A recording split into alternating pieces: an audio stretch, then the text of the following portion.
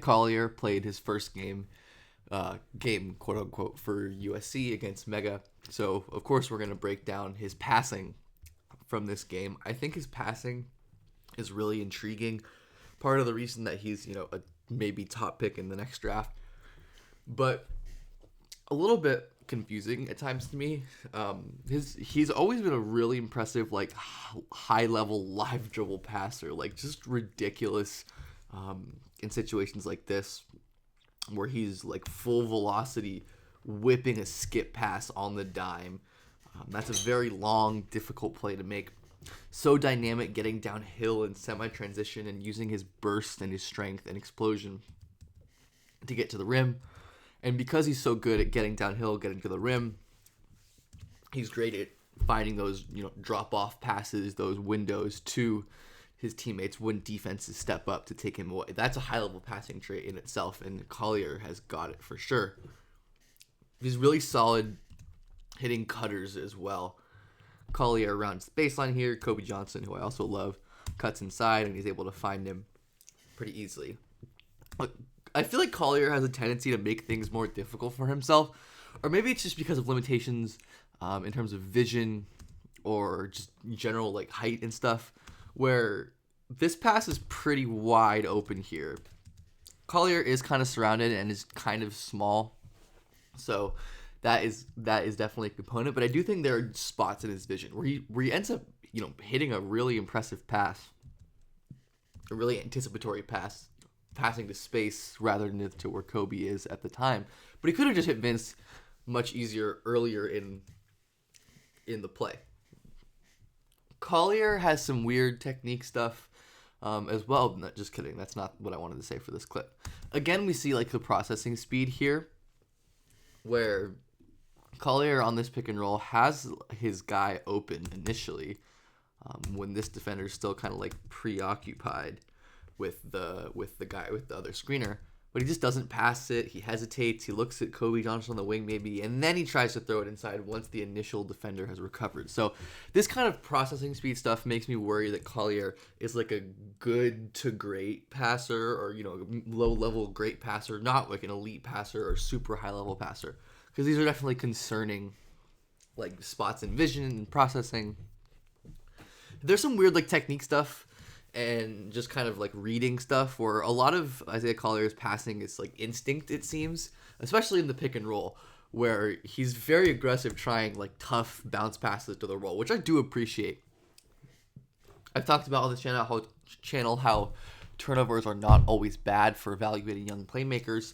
The willingness to make and take high value passes is going to come with some turnovers, because those high risk passes often have the highest reward. In this case, maybe an easy layup or free throws.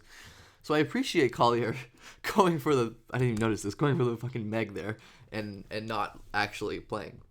But there are just plays like this where this is like kind of looks cool and is flashy, but Collier has no reason to really throw this. I mean, maybe he's just being like extremely anticipatory, passing to this space, like expecting his guy to get there. But he definitely does not realize that Vince is covered up like really well by the tagger, and there's a help defender right there. It just doesn't seem like a lot of like reading of the defense. It was more just like kind of watching what was going on.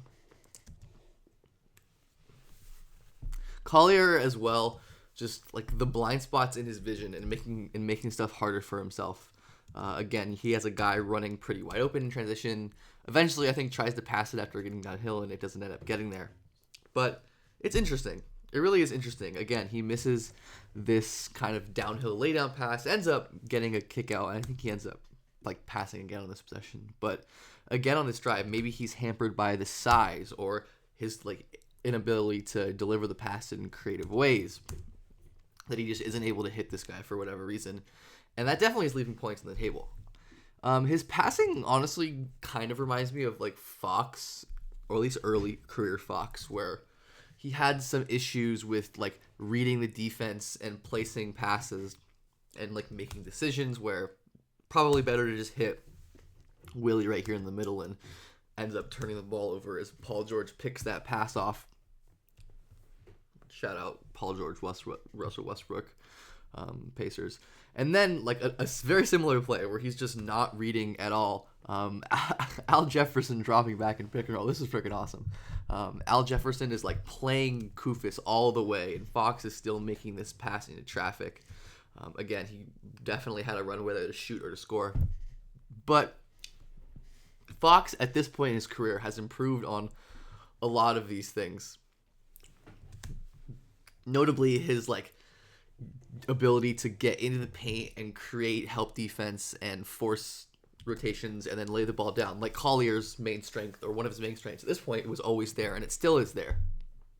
Using his rim pressure to generate easy layups and dunks and such for his teammates.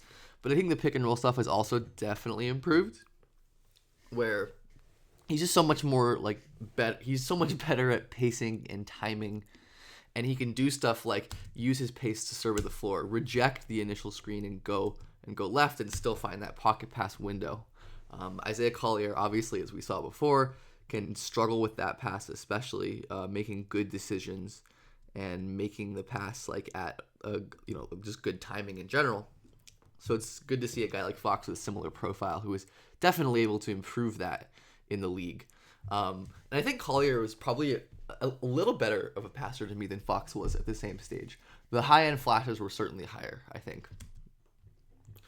He also kind of reminds me of Kyra Lewis as a passer, who obviously Jerry still had on Kyra as an NBA player, but Kyra had the same thing where he like wasn't really great at reading the floor. This is like not the easiest pass in the world, but he does have this guy like pretty open in front of his tag, and then the skip is there as well. But there were really impressive like live dribble flashes, getting into the paint, using their speed to draw help and then kick out with just impressive like technical live dribble stuff.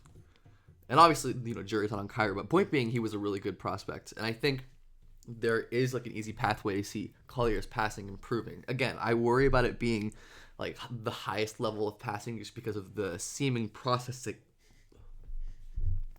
vision feel issues, which tend to be more difficult to improve.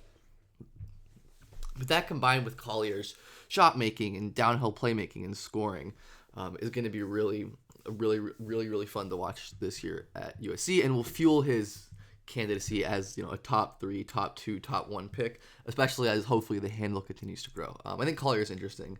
Let me know what you think. And again, subscribe to my Patreon if you would like. If you like to request stuff, vote for videos, all that good stuff.